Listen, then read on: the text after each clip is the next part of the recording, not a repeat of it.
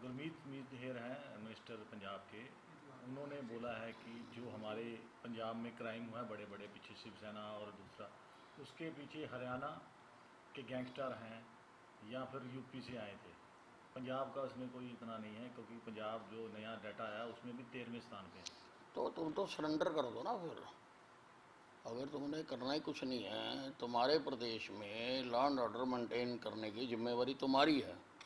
अगर किसी बाहरले प्रदेश से आते हैं उनको रोकने की जिम्मेवारी भी तुम्हारी है। अगर आपके प्रदेश में आते हैं उनको पकड़ने की जिम्मेवारी भी तुम्हारी है। ऐसे सभी प्रदेशों में आजू बाजू की प्रदेशों से आगे लोग क्राइम करते हैं, इसका मतलब उसका ठीकरा हम दूसरों पे फोड़ते हैं। तो इसको किस तरह से देखते हैं बयान को?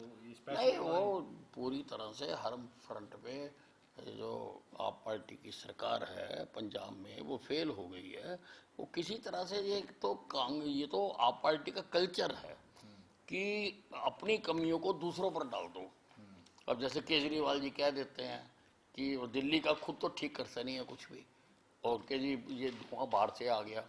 कभी कह देते हैं पंजाब, अब पंजाब का नाम नहीं लेते हैं क्योंकि पंजाब में सरकार बन गई है। अब उन्होंने मध्य प्रदेश ऐड कर दिया। हाँ, मुझे बताओ, सारे देश की हवाएं जो हैं वो दिल्ली की तरफ ही जाती हैं, वो किसी और तरफ नहीं जाती हैं। ऐसे ही यमुना का कह देते हैं। यमुना का जो पानी है दिल्ली प्रवेश करने पर आप उसका लेवल चेक करिए, 3 या 4 है, और ओखला में जाके चेक करिए 50-60 है। तो सारा तो दिल्ली गंदा कर रही है, लेकिन दोष हरियाणा पे दे देते हैं। इनकी तो पाठशाला में इनको ये सिखाया जाता है, पढ़ाया जाता है कि करो कुछ ना, जो दोष है वो किसी ना किसी दूसरे पर बढ़ दो। सर, पंजाब हरियाणा में देखने के लिए मिली है, जब चाहे वो बस्ताड़ा टोल की बात करें या फिर हम अम्बाला की बात करें, जब वो लोग जो है कहीं ना कहीं वास्ता पंजाब से रखते, तो ऐसे आरोप करते हैं। मैं ऐसी बात नहीं कहूँगा, क्योंकि ये उन्हीं का काम है। हमारा काम है हमारे प्रदेश में जो क्राइम हो उसको पकड़ना और उनके ऊपर कार्रवाई करना। सब किस तरह से देखते हैं पंजाब आज जिस स्थिति में है, हर रोज मर्डर हो रहे हैं, कभी हिंदू नेता के कभी सिख नेता के, तो कैसे देखते हैं कि आज दोबारा से पुराने हालात होते जा रहे हैं पंजाब के अंदर?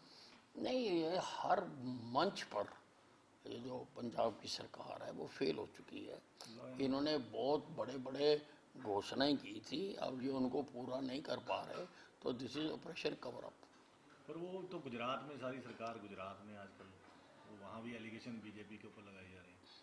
हमारा कैंडिडेट अपना घर तो संभाला नहीं जा रहा और दूसरे जगह पर जा रहे हैं। आज गृह विभाग, अपना घर संभालो।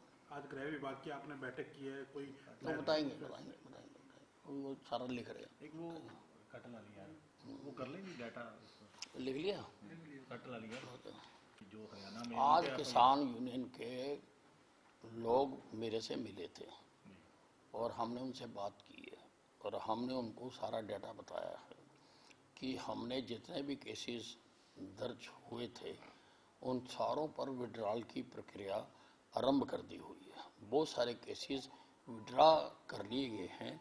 कुछ केसेस रेलवे से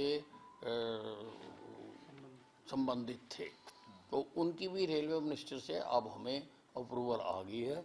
उसके लिए भी हमने अधिकारियों को कह दिया है कि उनको भी जल्दी प्रोसेस करके विड्रॉल करें। तो क्या कितने केस थे? मैंने उनको अपील की है कि क्योंकि हम सारा कर रहे हैं तो आप 25 तारीख का विड्रॉ करिए। तो उन्होंने क्या कुछ उन्होंने कहा हम मीटिंग करके आपको बताएंगे।